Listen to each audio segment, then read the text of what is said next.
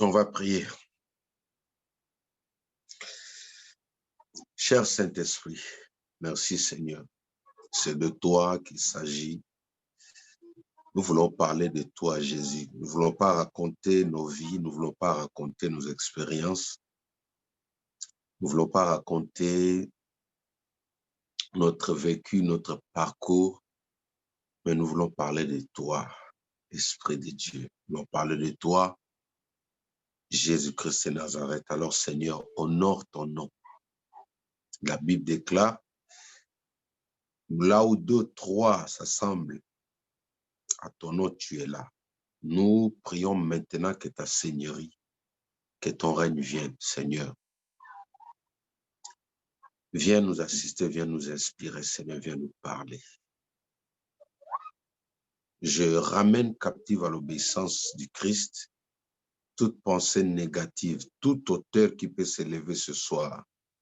Je les soumets à l'obéissance du Christ au nom de Jésus-Christ. Que ton règne vienne et que ta volonté soit faite en ces moments, dans nos vies, dans nos cœurs. Au nom de Jésus-Christ, notre Seigneur et Sauveur, nous avons ainsi prié. Amen. Gloire à Dieu. Alors, merci vraiment. Je crois que c'est la toute première fois pour moi d'aller sur Zoom. Je suis vraiment aujourd'hui un accro de Facebook. Veuillez comprendre et m'en excuser. Je vais faire un effort de pouvoir me mettre à jour pour vous rejoindre aussi. Donc, Zoom, c'est vraiment l'une des applications que je n'ai jamais utilisées. Il a fallu faire recours à ma fille pour essayer de nous aider, ne fût-ce qu'à résoudre le problème. Donc, du coup, j'ai voulu d'abord savoir si on va jusqu'à quelle heure et si je dois combien de minutes. De toute manière, je vais essayer d'être le plus bref possible. Je vais vraiment essayer d'être le plus bref possible pour essayer de ne pas abuser aussi de le pasteur Léon, je bénis le pasteur Jacques, je bénis tous les comités de l'Église qui ont pensé à moi. Vous savez, c'est un honneur quand on pense à vous, quand les frères et sœurs tournent vers vous pour pouvoir solliciter la grâce de Dieu. Je bénis Dieu pour cette reconnaissance que le Seigneur vous rende au centuple. Alors, il m'a été demandé de pouvoir parler sur l'enlèvement et le retour de notre Seigneur Jésus-Christ. Je sais qu'il y a eu des prédécesseurs, des précurseurs, pasteurs qui sont passés avant moi. Je crois que nous avons le même esprit et que nous allons apporter le message ce soir dans le même angle et pour sauver les âmes. Parce qu'il est vrai que le Seigneur revient. Il revient bientôt et il est vrai que l'enlèvement va avoir lieu. Donc, ce matin, excusez-moi, ce soir, je vais essayer d'aborder ce sujet avec quelques sous-points qui me sont montés à cœur aussi, que le Saint-Esprit m'avait inspiré, m'avait fait comprendre. Ce qu'il faut comprendre, c'est que les pasteurs sont comme des médecins. Chaque médecin a un côté fort. Chaque médecin a une grâce qui les différencie des autres. Mais tous, ils ont un seul but principal, c'est de sauver, c'est de guérir, communiquer la guérison aux malades. Les pasteurs aussi sont comme ça. Paul pouvait le dire dans le livre de Corinthiens. Il dit, dans 1 Corinthiens chapitre 3, si je ne me trompe pas, il dit, j'ai planté, l'autre a sémé, et l'autre vient arroser, et c'est le Seigneur qui fait croître. Donc, Paul voulait juste montrer qu'il n'y a pas un super pasteur. Il n'y a pas un super prophète. C'est pourquoi moi, je n'adhère pas dans cette philosophie des grands pasteurs, des grands hommes de Dieu. Ça, c'est des choses, bon, les gens peuvent le dire, je ne les condamne pas, mais moi, ça ne me tient pas à cœur. Je sais que nous faisons tous le même travail. Jésus a dit dans la parabole de talents, il dit, l'autre en a eu 2, l'autre en a eu 3, l'autre en a eu un seul, mais la finalité, c'est celui qui a su multiplier qui est le meilleur ou le bon serviteur. C'est-à-dire, nous aurons tous une même récompense. Il y a des pasteurs qui traînent des foules, mais qui n'en prennent pas soin individuellement. Il y a des personnes qui ont plusieurs membres dans le monde qui ne connaissent même pas ses propres brebis. Or, Jésus lui-même, il dit, mes brebis me connaissent et entendent ma voix. Et lui aussi connaît ses brebis. Vous voyez, mais nous avons aujourd'hui des pères qui ne connaissent pas leurs brebis. C'est là le danger. Donc, que Dieu nous aide. Alors, je vais expliquer rapidement l'enlèvement selon ma manière de comprendre les choses. Depuis un certain temps, j'essaie de rabattre un peu, d'adapter mon langage par rapport au temps présent. J'essaie d'adapter mon langage, même lors de mes interventions, lors de mes enseignements. J'essaie d'adapter mon langage, de rabaisser au plus bas, excusez-moi, possible pour qu'elle puisse avoir accès même aux enfants. Dans la pédagogie, une matière qui n'est pas comprise par les élèves, c'est la faute du professeur. Ce n'est pas les élèves qui ont un problème.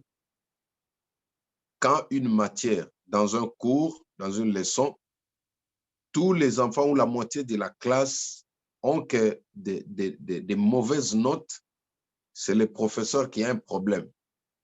Vous voyez? Donc, on doit arrêter de dire que les gens n'ont pas grandi. Non, n'ont pas grandi. Non, c'est nous qui allons nous ajuster.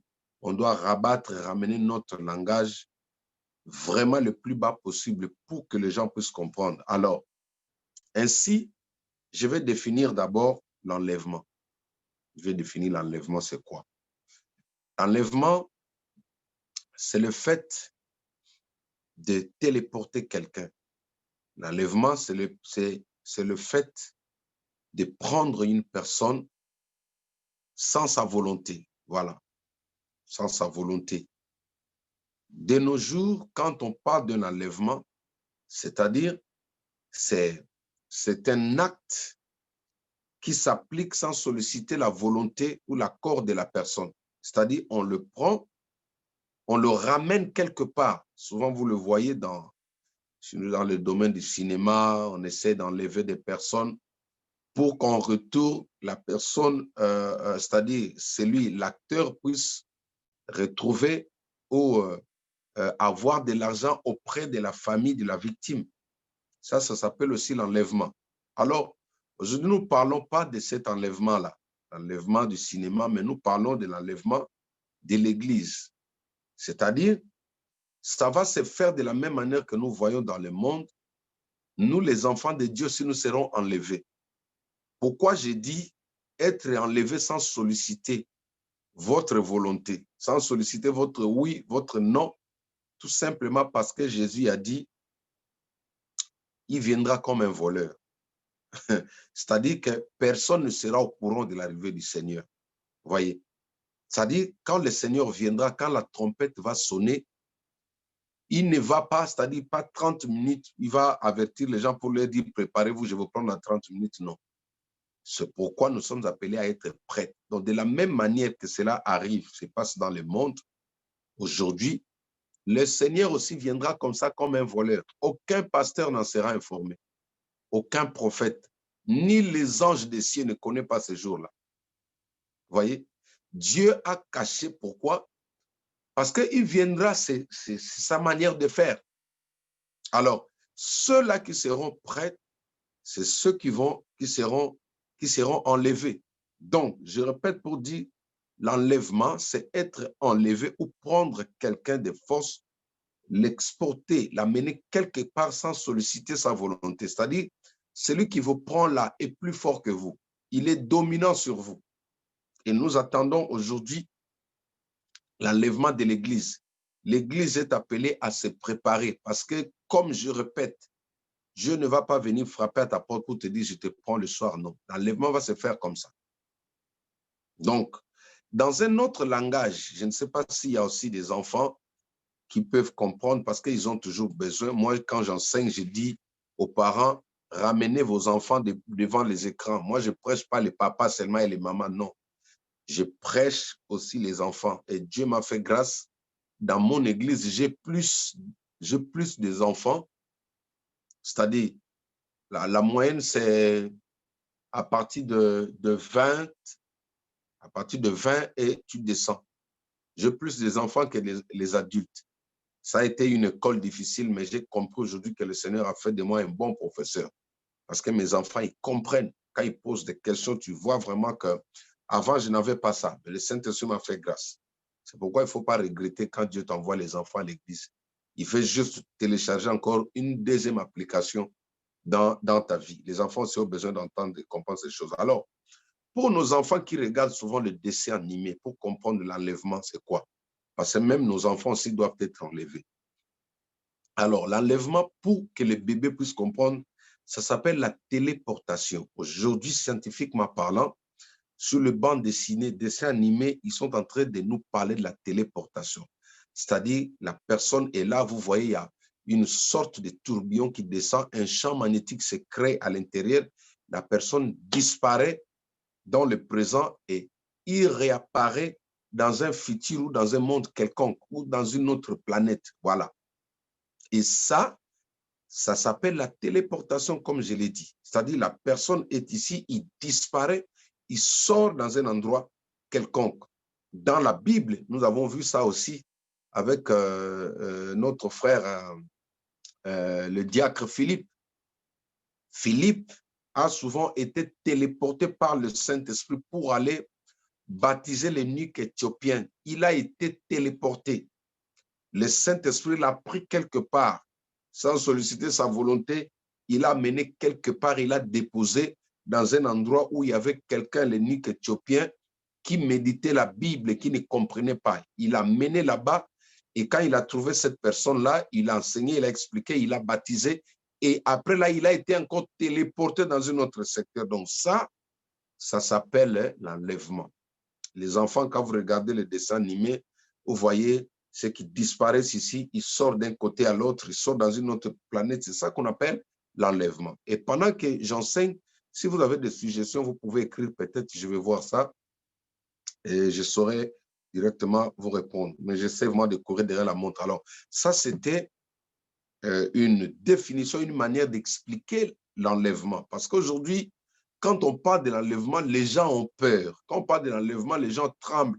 Les gens n'arrivent pas à dormir. Mais tu dois comprendre que c'est la téléportation, c'est le retour au bercail, c'est le retour dans notre patrie, dans notre ville, dans notre cité qui s'appelle le paradis.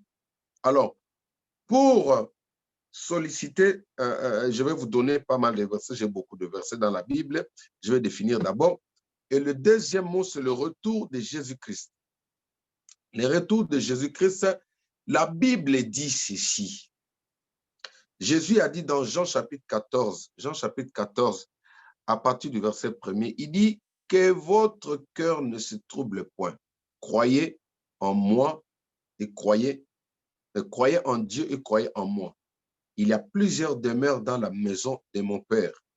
Si cela n'était pas, je vous l'aurais dit. Je vais vous préparer une place.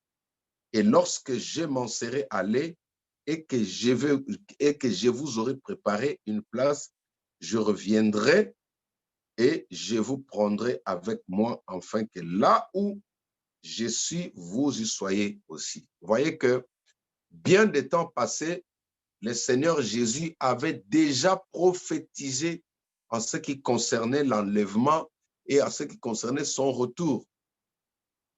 ce qui concernait son retour. C'est-à-dire que le Seigneur Jésus lui-même, il a fait une promesse, il a dit, je reviendrai, chers amis. En passant, je vais vous donner ce témoignage parce que je l'ai vécu au moins cette année qui vient de s'achever. Là, le Saint-Esprit m'a fait grâce de recevoir des visions claires sur l'enlèvement. Sur l'enlèvement, donc j'ai eu des visions claires, j'ai vu l'enlèvement. Alors, j'ai eu pas mal de visions sur l'enlèvement, mais en voici une qui pourra vous soutenir ce que nous sommes en train de parler. Alors, ce jour-là, c'était juste après l'événement que nous avons eu, ce grand événement avec Casarem au niveau de Zénith de Paris. Cette nuit-là, quand je me suis couché, j'ai reçu une vision. Donc, j'ai vu le ciel était ouvert. J'ai regardé au ciel, il y avait une porte qui était ouverte dans le ciel et je voyais l'intérieur du ciel. Je voyais l'intérieur du ciel, comme je dis. Je voyais à l'intérieur du ciel. Qu'est-ce que je voyais? J'ai vu les hommes tout en blanc, c'est-à-dire les anges, les esprits de Dieu qui sont à notre service. Pendant que je vous parle, ils sont là à mes côtés. Si vous regardez derrière moi, il y en a 2. Et à mes côtés, là aussi, il y en a 2. Donc, eux, ils sont détachés pour m'accompagner dans le service que je fais. Et si quelqu'un peut dire Amen avec moi. Toi aussi, tu les as. Hein?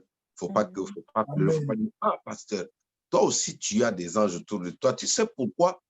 Pas moi, parce que la Bible confirme, la Bible dit que l'ange de l'Éternel campe autour de ceux qui le craignent. Donc, si tu ne savais pas, je te révèle qu'il y a des anges autour de toi, comme un marabout se promène avec des esprits, c'est-à-dire des démons, comme un ganga marche avec des démons. Chaque enfant de Dieu doit prendre connaissance des anges qui sont à son service. C'est pourquoi Jésus a dit, je ne vous laisserai jamais seul. En fait, il voulait nous dire en d'autres termes que j'ai détaché des policiers célestes. Ils seront tout le temps avec toi. C'est pourquoi il ne faut jamais dire aux gens, non, je suis seul. Non, il ne faut jamais dire ça. Tu n'as jamais été seul depuis le jour où tu as reçu le Christ comme ton Seigneur Sauveur. Tu n'es jamais resté seul. Donc, bref, ici, nous voyons, le Seigneur nous parle de son retour. Il y a plusieurs versets dans la Bible qui certifient noir sur blanc que le Seigneur reviendra. Donc, nous voyons ici, Jésus a dit, là où je serai, que vous soyez aussi. Alors, chers amis, je reviens sur la vision. Ils étaient en train de préparer une table. Je voyais ça en vision, une vision claire. Moi, je ne suis pas trop révélation comme les autres ont la grâce. Hein? Je ne suis pas trop, mais quand je vois, je dis ce que j'ai vu.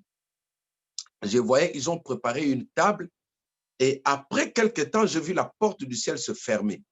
Quand la porte du ciel se fermait, ils étaient tout en blanc. Quand la porte se fermait, j'ai revu maintenant les nuages. Je vois le nuage. Alors, le nuage était tout en blanc. Mais quelques temps après, comme j'étais toujours fixé dans l'admiration des nuages que je voyais, et je vois ces nuages-là se transformer en une armée de légions des anges.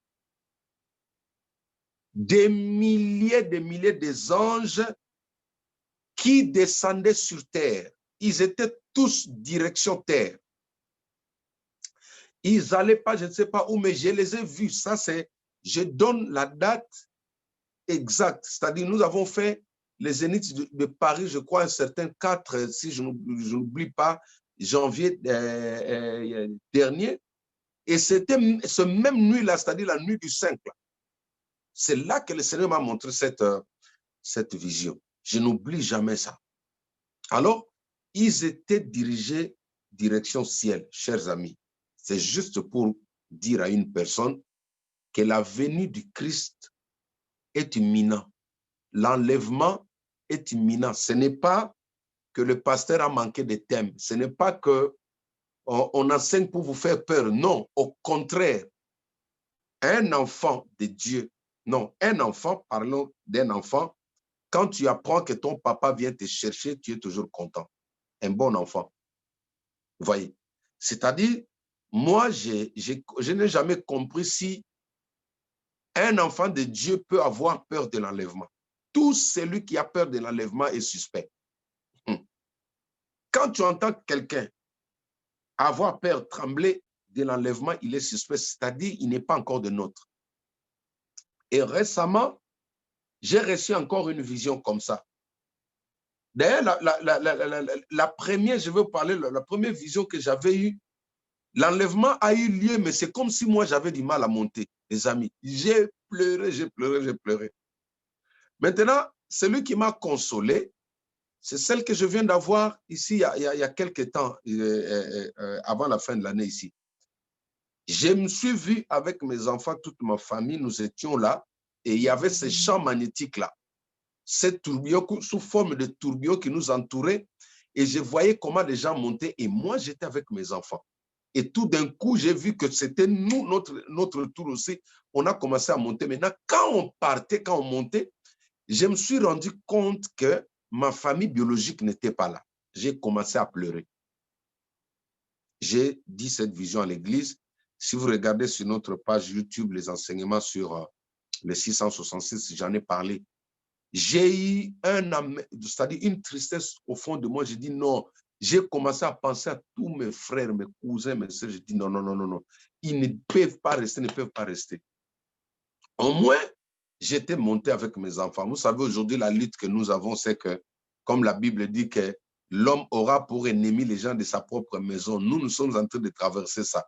Jésus a traversé ça aussi. Nous sommes en train de vivre ça. Donc, aujourd'hui, nos familles ont du mal à parler en bien de nous, tout simplement parce que nous avons accepté de servir Jésus. Vous voyez? Donc, j'ai revu ça. C'est juste pour dire à quelqu'un que, excusez-moi pour la tautologie, l'enlèvement est bel et bien réel. Maintenant, il faut savoir se préparer.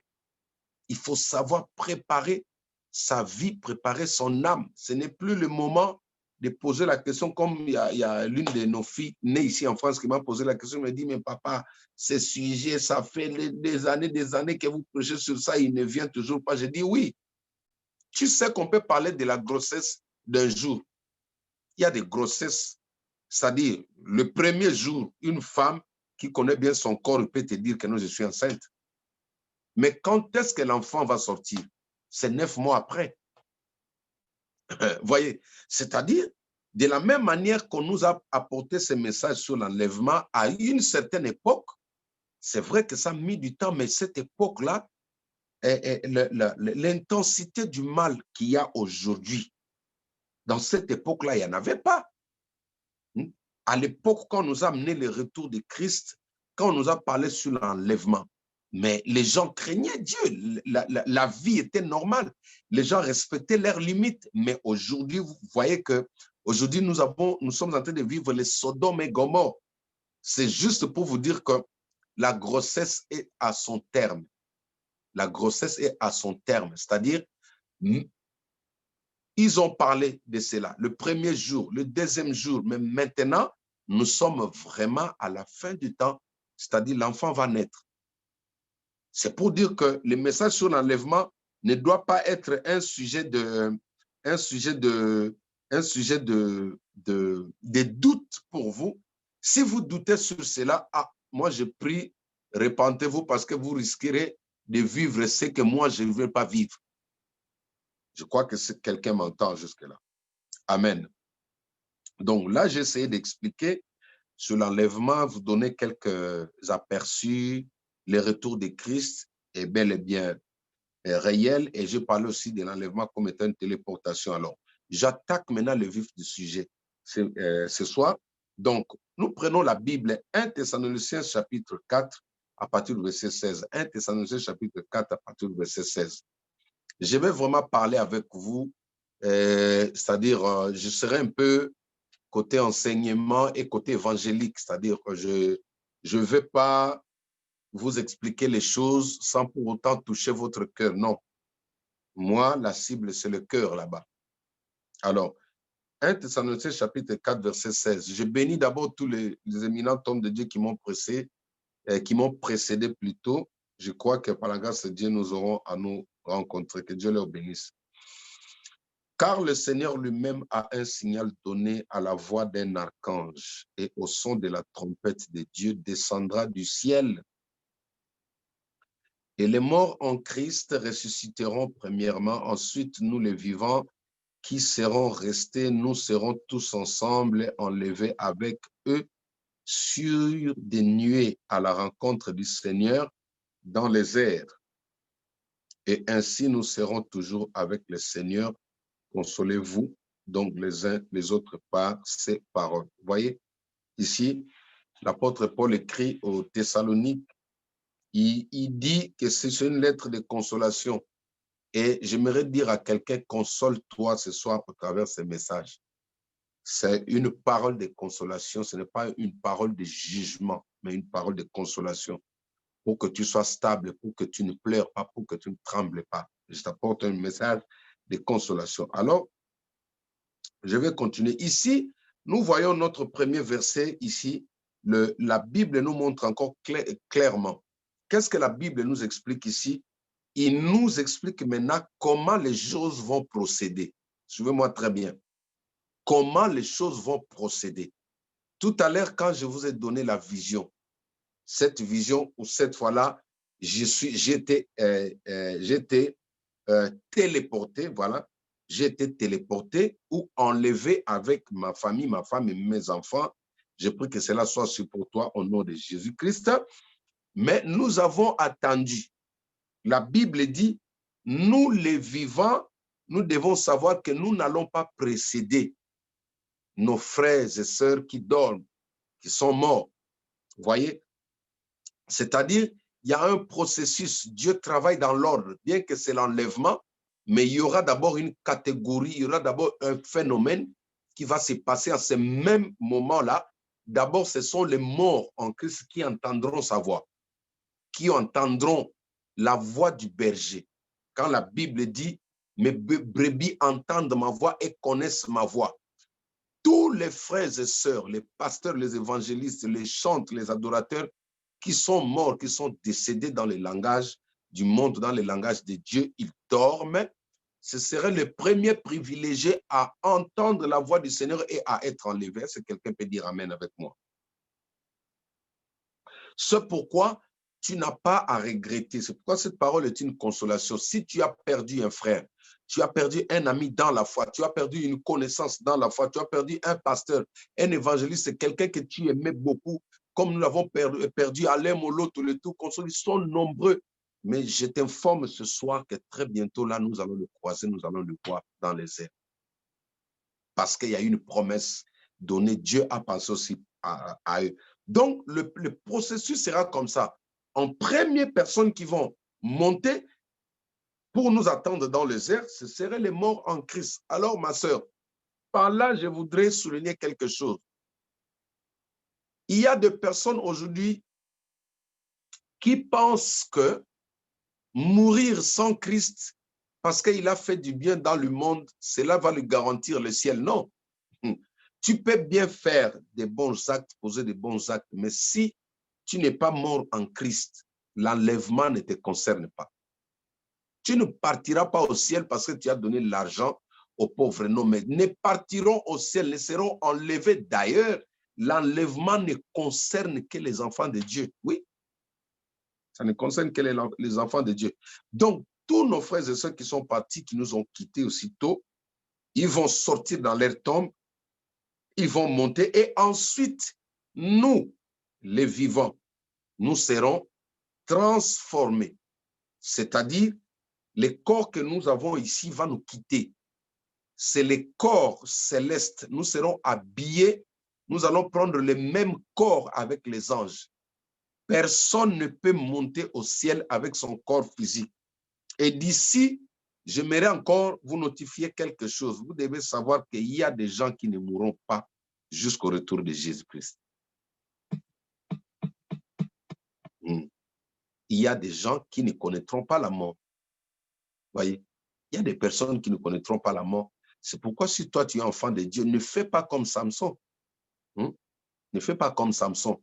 Ça dit d'emblée toi-même, le Dieu qui t'a fait pousser les cheveux, si tu avais prié, il pouvait aussi t'ouvrir les yeux. Moi, je crois. Parce que la Bible dit rien n'est impossible à Dieu, mais c'est lui-même qui a dit Dieu et au Éternel que je meurs avec ces Philistins. Ce n'est pas Dieu qui a tué Samson, ce sont les propres paroles de Samson. Je reviens pour dire qu'il y a des personnes qui ne connaîtront pas la mort ici sur terre. Si toi, dans le Seigneur, tu confesses la mort, ma sœur, cela ne t'arrive pas au nom de Jésus-Christ. Apprends cette année à confesser la vie. Même quand le coronavirus, même quand la science essaye de nous convaincre, croire à ces choses-là, si toi tu dis non, tu accordes ta foi, hein, comme Enoch, la Bible dit qu'il a été enlevé sans connaître la mort. Bien-aimé, toi aussi tu ne mourras pas. La Bible dit, alors nous les vivants, nous serons transformés. Écoutez, mourir, c'est la volonté de Dieu. Mais toi, en tant qu'enfant de Dieu, tu peux dire non à ça. Comme j'ai toujours dit, un vrai enfant de Dieu qui comprend son identité devant la mort, il peut s'en tirer vivant. Vous savez que dans la Bible, il y a un homme qui a refusé la mort, du nom d'Ézéchias. Mais là, ce n'était pas son père qui était derrière lui, c'est Dieu le Père. C'est-à-dire, Ézéchias a changé la volonté de Dieu. Même les anges étaient étonnés. Parce que ce jour-là, moi, j'étais à côté, je voyais. Tous les anges étaient étonnés, mais comme le Père est souverain, il est au-dessus de toute la hiérarchie céleste, personne ne peut le condamner, personne ne peut dire, papa, tu as commis une erreur. Non, j'ai pris que pour ton problème, que Dieu change de position au nom de Jésus-Christ. Alléluia. S'il avait promis de te bénir dans 15 ans, qu'il t'est béni maintenant que tu es en train de m'écouter au nom de Jésus-Christ, et je décrète que tu ne mourras pas. Tu ne mourras pas, tu rencontreras le merveille, le bienfait de l'Éternel. Tu ne mourras pas, tu vivras. Ma sœur, même pendant que tu me suis, si tu te retrouves sur le lit de l'hôpital, je viens t'informer que tu ne mourras pas. Écoute, la Bible dit, ensuite, nous, les vivants, nous serons transformés. Tu seras transformé. Ce corps de malade va tomber. Ce corps qui est poussière va tomber. Nous aurons maintenant le corps céleste. Nous aurons le même corps avec les anges. Ma sœur, tu ne mourras pas cette année. Tout celui qui veut ta mort, il sera étonné au nom de Jésus-Christ. Voilà. Ça, ce sont ces ces deux points importants qui expliquent comment l'enlèvement va procéder. Ça ne sera pas en désordre, mais ça sera premièrement les tombes qui vont s'ouvrir, les gens vont partir et ensuite les vivants vont commencer à disparaître. Voilà les choses peut-être qui peuvent vous encourager à comprendre que même si cela arrive, crois que Dieu va te prendre. Amen. OK, maintenant, j'ai deux petits points qui vont faire l'objet de mon exposé et je vais clôturer. Je vais essayer de faire court en 15 minutes ou 20 minutes et puis je vais vous libérer.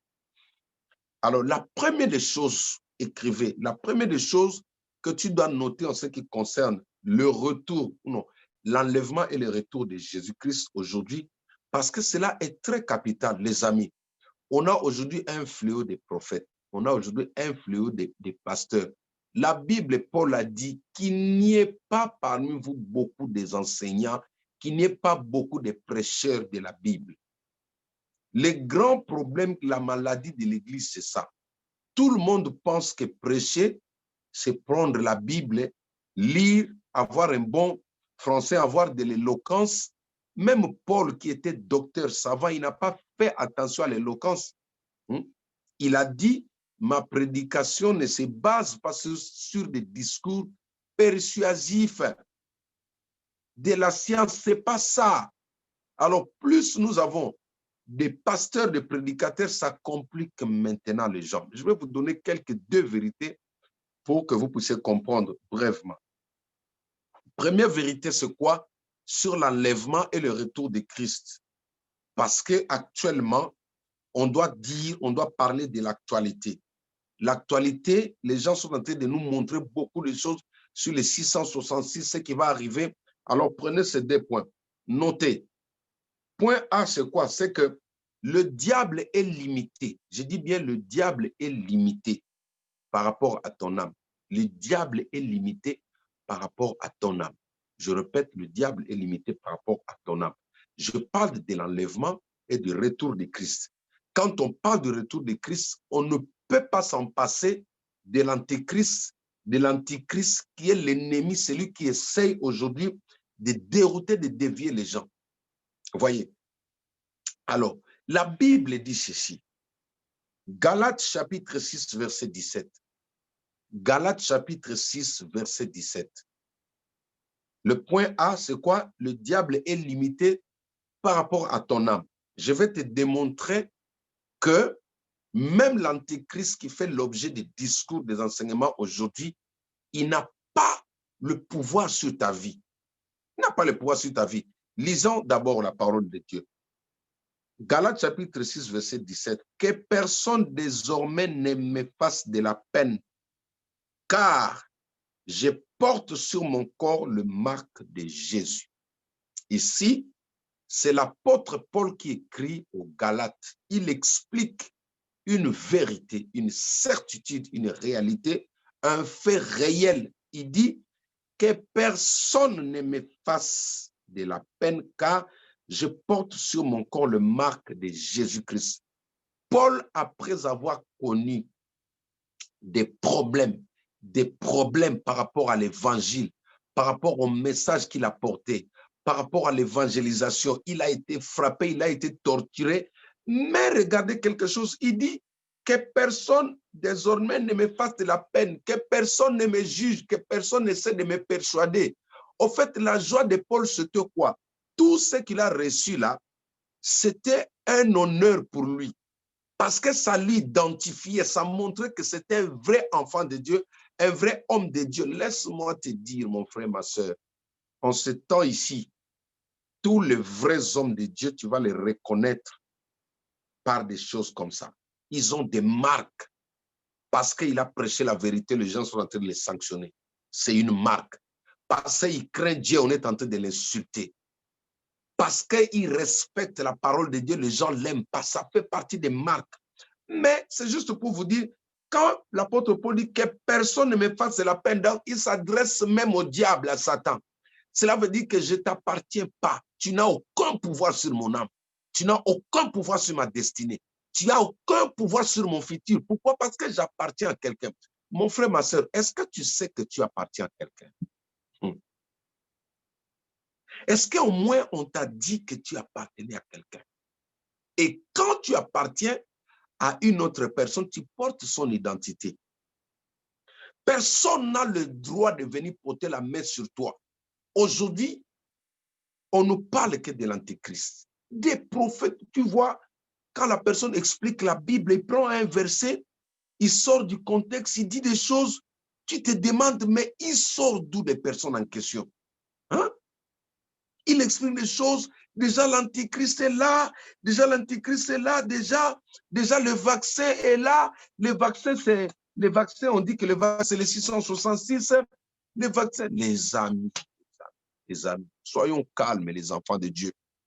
J'ai un slogan que je dis dans mon église. Dieu est simple, c'est nous qui le rendons difficile. Dieu est simple. Ce sont les pasteurs, les prophètes qui les présentent mal au monde. C'est pourquoi les gens ont du mal à adhérer à suivre Dieu. Regardez un peu les histoires comme ça. Un homme de Dieu, tu sors, directement tu dis que non, le vaccin qui est là, c'est les 666. Alors que toi-même, tu es là, tu te faisais vacciner déjà bien avant. Combien de vaccins on a là, nous tous ici en Europe?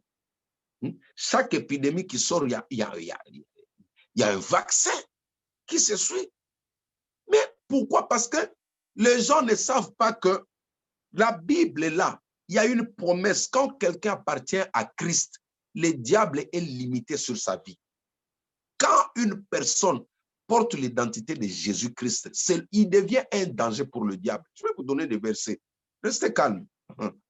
J'ai béni Dieu parce que ça fait au moins 2 ou 3 mois, quand ces vagues des enseignements commençaient sur le vaccin, moi, j'étais parmi les premiers qui ont prêché sur YouTube. J'ai dit aux gens, si le vaccin arrive là, moi, je vais me faire vacciner. Oui, vous êtes toujours comme ça, vous acceptez tout. C'est-à-dire, toi, tu portes déjà Jésus-Christ en toi. Tu as le Saint-Esprit en toi et tu crois que le diable viendra aussi te donner une deuxième identité. Ce n'est pas logique, les amis. Tu ne peux pas changer l'identité à la femme d'autrui comme ça. Toi, tu es la femme, l'épouse de Jésus. Tu ne peux pas aujourd'hui descendre chez moi, même si tu es un homme fort, tu prends ton nom, tu donnes à ma femme ou tu donnes à mon fils. Non, il y a un processus. Ça ne se fait pas comme ça. Si cela était facile, le diable n'allait pas séduire les gens, il n'allait pas mentir les gens. Pourquoi le diable est en train de mentir les gens? C'est juste pour vous envoûter, pour que tu oublies, tu essaies de le suivre. Le diable est limité, ton âme là, il ne se perdra pas. Même si l'antéchrist là, on dit qu'il est aux États-Unis là, il n'aura pas accès sur toi. Même si on te met des injections sur ton corps, ma sœur, ce n'est pas le 666. Paul dit que personne ne me fasse de la peine. Si Bill Gates, si la science aujourd'hui a mis un médicament pour identifier soi-disant mettre les gens la puce 666, pour toi, ce ne serait plus ça. Parce que toi, tu as déjà la piste de Dieu qui s'appelle le Saint-Esprit en toi. On ne peut pas mettre deux pistes. À la fois, tu ne peux pas porter le nom de deux maris. Ça ne se fait pas. Donc, comprenons la Bible facilement, un peu facilement. Il ne faut pas aller creuser les mots hébreux, ça va te compliquer. La Bible est simple, c'est simple. Deuxième verset, je coupe pour finir, Apocalypse chapitre 7, verset 3.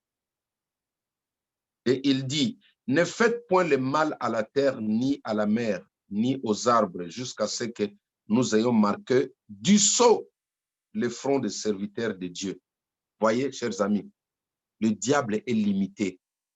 On dit, ne faites point le mal à la terre, ni à la mer, ni aux arbres, jusqu'à ce que nous ayons marqué du sceau le front des serviteurs de Dieu. Écoutez, il y a des personnes que le diable n'aura pas la même mise. Et je t'informe qu'il y a des personnes qui ont été séduites qui se retrouvent dans la sorcellerie, dans la magie, dans l'occultisme, dont le Saint-Esprit va sortir de là, dont l'évangile va sortir de là. Tu sais pourquoi? Parce que ce sont les enfants de Dieu. Le diable n'a pas le pouvoir de les prendre définitivement. Jamais. Voyez?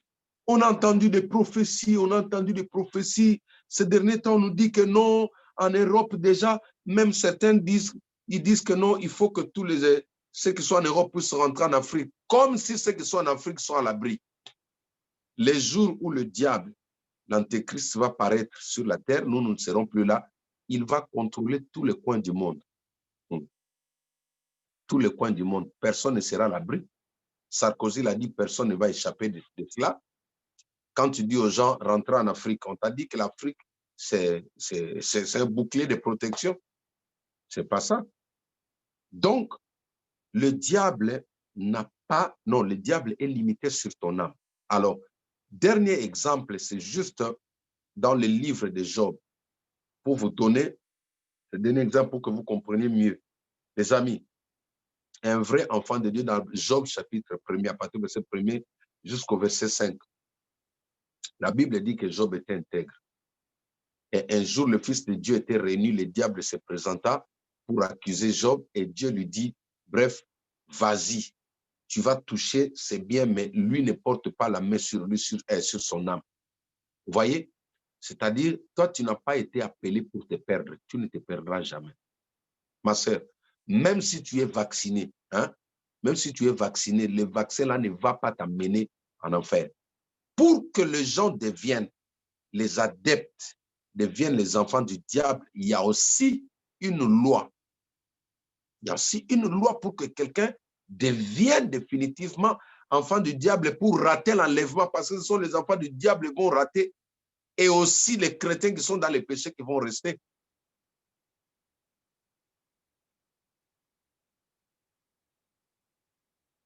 Et deuxième point, je vais parler, vous ouvrir encore la mémoire. Je parle toujours sur l'antéchrist, parce que je crois que mes prédécesseurs vous ont parlé de beaucoup de choses sur l'enlèvement, mais moi, j'essaie un peu de rester un peu sur la réalité, sur l'actualité de l'antéchrist, de ce qui se dit aujourd'hui. Je veux ce soir vous montrer que l'antéchrist qui vient là, il n'est pas efficace sur les enfants de Dieu. Jamais. Les gens lui donnent le pouvoir, oui, mais lui-même, il sait qu'il est en danger face aux enfants de Dieu, mais les enfants de Dieu tremblent. Apocalypse chapitre 20, verset 4.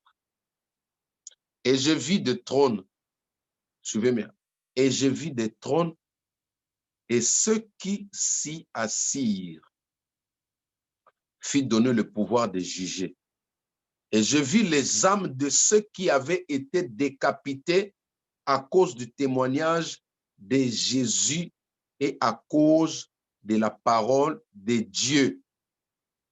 Et de ceux qui n'avaient pas, soulignez frère Jacques, et de ceux qui n'avaient pas adoré la bête ni son image, et qui n'avaient pas reçu la marque sur le front et sur leurs mains. Les amis, vous savez une chose, je ne veux pas des martyrs de l'Apocalypse, c'est-à-dire les personnes qui vont rester. Entre autres, toujours dans l'Apocalypse 20, la Bible dit quoi? Ils l'ont vaincu à cause du sang de l'agneau et à cause de la parole de leur témoignage. Vous voyez, je vais vous dire qu'il y a des gens qui vont vaincre, qui vont lutter, qui vont supporter même les douleurs des soi-disant antichrists. Jusqu'à la fin des comptes, tu ne pourras pas prendre leur âme. Tu as vu là dans la Bible, hein, on dit que des personnes qui n'avaient pas accepté, je vous donne l'exemple, le peuple juif aujourd'hui que vous voyez là, c'est un peuple qui est têtu. Leur têtutesse est basée sur la parole de Dieu. Ils savent qu'à part l'éternel Dieu créateur du ciel, là, il n'y a point d'autre Dieu. Au cas l'apparition de l'Antéchrist se fera, il va vouloir faire agenouiller les Juifs. Et quand eux, ils vont comprendre, cette parole qui est dans leur cœur va remonter, vont dire que non, nous n'avons pas d'autre Dieu que l'Éternel. Alors là, l'Antéchrist va commencer à les torturer. Vous voyez? On dit que certains seront décapités, certains seront tués, certains vont accepter la mort, mais seulement que son âme ne soit pas donnée au diable, que son âme ne puisse pas aller en enfer. Ma sœur, ça c'est juste pour te dire, quand tu entends le pasteur parler de l'Antéchrist, c'est bien, ça nous enseigne, mais toi tu dois être rassuré que l'enlèvement qui vient là, tu vas partir au ciel. Tu vas partir au ciel. Vous voyez? Et je vous ai montré que les gens, parmi les gens qui vont rester là, il y a des personnes qui vont faire face, qui vont combattre, qui vont vivre la guerre d'Armageddon là, sans pour autant changer de position, devenir enfant de Satan.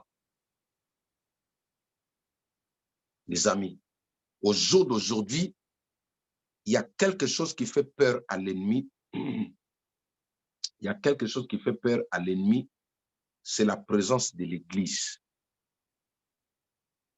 C'est la présence de l'Église. Je vais vous donner ce verset parce qu'on a voulu parler de l'enlèvement. L'enlèvement est prêché partout, mais moi, j'ai voulu juste apporter un soutien encore sur quelques points pour vous faire comprendre que depuis que tu as reçu le Christ comme ton Seigneur et Sauveur, tu es listé au ciel. Ton nom est figure parmi les noms des élus. L'Antichrist, tu n'as rien à foutre avec lui. Tu n'as rien à voir avec ces messieurs-là. Il va venir pour venir chercher Macron. Il va venir pour chercher le chef d'État, Angela Merkel. L'Antéchrist vient pour les gens que lui-même a donné la gloire. Il vient pour les gens qui mangent son argent. Mais toi, tu t'appelles l'épouse du Christ. Il ne peut pas mettre la main sur toi. La preuve en est, tu as vu dans Apocalypse chapitre 20, il y a des gens qui vont les résister. Oui, il y aura des combattants. Il y aura des combattants, c'est-à-dire les gens qui vont rater l'enlèvement, mais qui vont se dire, malgré qu'ils ont raté l'enlèvement, ils vont tenir la tête à l'Antéchrist. C'est pour te dire qu'il y a un seul qui est plus puissant que tout puissant, c'est Jésus-Christ de Nazareth. C'est Jésus-Christ de Nazareth. Donc, j'essaie de vous donner un verset de Thessaloniciens pour que je puisse me limiter là, pour que je me limite là, et puis appeler peut-être, redonner la parole à l'homme de Dieu, le frère Jacques, pour que nous puissions 2 Thessaloniciens chapitre 2 à partir du verset 7. 2 Thessaloniciens chapitre 2 à partir du verset 7. Car le mystère de l'iniquité agit déjà. Il faut seulement que celui qui les retient encore ait disparu. Je dis bien que moi, je voulais parler un peu de la réalité. C'est-à-dire la réalité, aujourd'hui, le monde parle de l'Antéchrist, de l'avenir de l'Antéchrist. Et il y a même certains pasteurs qui disent qu'il est déjà là, il commence déjà à donner, à mettre les tampons sur les gens. Non, ça c'est faux et archi faux. Vous voyez, nous avons lu avec vous dans la Bible a dit quoi? Il y a des personnes qui portent les marques de Jésus. Il y a les enfants, les vrais enfants de Dieu portent la marque de Jésus. Si tu arrives dans un milieu où il y a un sorcier, les sorciers vont te rejeter. C'est pourquoi si tu es vrai aujourd'hui, tu vas voir, tu peux les comprendre, ce n'est pas des difficultés. Dans certains endroits, les gens ne vont pas te prendre. Tu sais pourquoi? Parce que ton état d'âme n'est pas compatible avec eux. Oui, toutes les personnes qui te chassent, qui parlent de mal à toi, il ne faut pas seulement pleurer. Certaines personnes veulent seulement te dire que non, toi reste du côté des enfants de Dieu. Pourquoi tu veux venir à notre côté? Car le mystère de l'iniquité agit déjà, il faut seulement que celui qui les retient encore ait disparu. Et alors paraîtra l'impie. Ma sœur, est-ce que tu sais que toi, là, tu as un problème pour le diable? Alors la prière du diable en ces derniers temps, c'est que toi, tu puisses partir à l'enlèvement. Parce que tant que toi, tu seras là, lui ne peut pas agir comme il faut. Est-ce que maman, vous m'entendez là?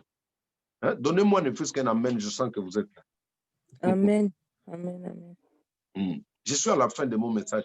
Est-ce que tu sais que toi, tu es un danger? Je viens te révéler un secret que tu ne savais pas. Le diable, chaque jour, il prie.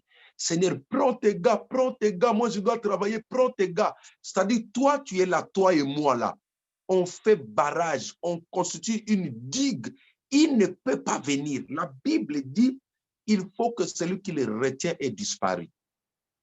Donc, aujourd'hui, quand on parle du mystère, c'est-à-dire, il y a des signes précurseurs, il y a des choses qui montrent que non, le temps, bientôt là, il va venir.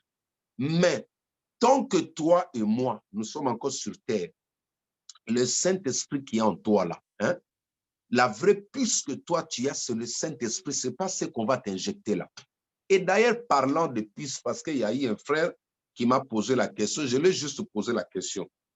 Toutes les voitures que vous conduisez aujourd'hui ont des puces à l'intérieur, n'est-ce pas? Ça leur sert à vous localiser. Quand vous allez aujourd'hui prendre une voiture de location, tu penses que ces gens-là ne sont pas au courant de tout le trajet que tu vas faire? Il y a un ordinateur qui montre là où tu te gares. Dans toute l'Europe, tu ne peux pas traverser d'autres frontières avec une voiture de location. Tu sais pourquoi? Parce qu'ils ont mis une pièce, voilà, une puce qui s'appelle la géolocalisation. Donc, si la vérité était comme ça, arrête de rouler avec des voitures de location parce que c'est des voitures de 666. Deuxième vérité, c'est quoi? C'est que aujourd'hui, la plupart des personnes qui ont des moyens ont injecté des puces dans leurs animaux de compagnie. Les hommes riches qui ont des chiens, qui ont des chevaux, même certains qui ont des oiseaux. Vous voyez, le roi de l'Arabie Saoudite, là, chez eux, là-bas, c'est plus des oiseaux. Ce n'est pas seulement des chiens comme des chats, mais tous ces animaux-là, ces oiseaux-là portent des puces. Tu veux dire que ces animaux-là, ce sont des animaux, ce sont des 666. Ça ne concorde pas avec la parole de Dieu. Ça leur permet de retracer la trajectoire de l'animal. Si l'animal se perd, ils peuvent le localiser. Donc, c'est juste pour vous dire quoi? Nous ne sommes pas encore, Jésus a dit, ce ne serait que le commencement. Ce n'est que le commencement des choses que nous allons voir aujourd'hui. Mais il y a une personne qui fait barrage à l'Antéchrist, c'est l'Église de Jésus-Christ. C'est pourquoi vous voyez aujourd'hui, les gouvernements essayent d'affaiblir les églises. Les amis, ils essayent de tuer la flamme de Dieu. Ils essayent de fatiguer les chrétiens parce que Ils ne peuvent pas opérer si l'Église est forte. Ils ne peuvent pas boire du sang si l'Église est forte. Il y a une seule personne qui fait trembler, qui empêche le diable d'agir comme tel en France. C'est l'Église. Tu vois, c'est pour te montrer que même le diable, il est limité. Les 666 est limité. Ma soeur, tant que toi et moi, nous ne sommes pas encore partis, les histoires des 666 là, c'est pourquoi moi j'ai mis un thème sur mes prédications. J'ai dit, les 666 ne vient pas pour toi. L'Antéchrist ne vient pas pour toi. S'il sort, il a des adresses, il y a des personnes qui l'ont prêté allégeance. Et tu dois savoir, en ce qui concerne l'âme, même Dieu, pour prendre ton âme, tu dois confesser. C'est Romains 10, verset 9. Si tu confesses de ta bouche, tu vois. Jean chapitre 1er, verset 12, il dit encore à tous ceux qui l'ont reçu, il leur a donné le pouvoir de devenir enfants de Dieu. Si tu crois de tout ton cœur. Mais ma soeur, tu ne peux pas devenir adepte de l'Antéchrist parce qu'on t'a mis une injection, jamais. Sinon, tous les chats des patrons, toutes les voitures, là, il y aura des cornes, jamais. Les avions sont équipés aujourd'hui des puces. Les trains à les puces. Même le bus que tu attends à l'arrêt, là, quand tu vois ça clignote à l'approche, il a une puce qui les localise, qui déclenche cet émetteur-là à l'arrêt pour te dire qu'il est à l'approche dans 5 minutes. Il y a une puce. Donc, les enseignements sur le retour de Jésus sont tellement vastes. J'ai voulu aujourd'hui vous apporter ces quelques points, vous dire d'abord, premièrement, que le diable est limité sur votre âme. Il n'a pas le contrôle total de votre âme. De la même manière que Dieu l'avait interdit de toucher l'âme de Job, parce que Job était le type de l'Église, le type des enfants de Dieu, le type de personnes qui ont l'identité de Christ. Maman, moi tel que je suis là, si tu oses venir donner ton nom à ma femme, tu vas voir que le pasteur aussi, c'est un homme. Tu ne peux pas donner ton nom à mon fils. Même si mon fils ou ma fille a fait une bêtise, tu ne peux pas, toi, voisin, tu donnes à partir d'aujourd'hui, tu t'appelles la fille de Mohamed. Non, tu vas voir que non, ça va aller plus loin. Donc, ne pensez pas que le Seigneur Jésus, c'est lui qui a accepté de mourir à la croix. Quand on veut séduire ses enfants, on veut lui prendre son épouse, il va croiser les bras. Ma sœur, même Dieu là, tu as vu ce que Dieu a fait en Égypte là. C'était quoi? C'est parce qu'il aimait son peuple. Donc, le retour de Christ est imminent, comme je vous ai donné des révélations. Je vous expliquais à la mesure des possibilités que j'ai.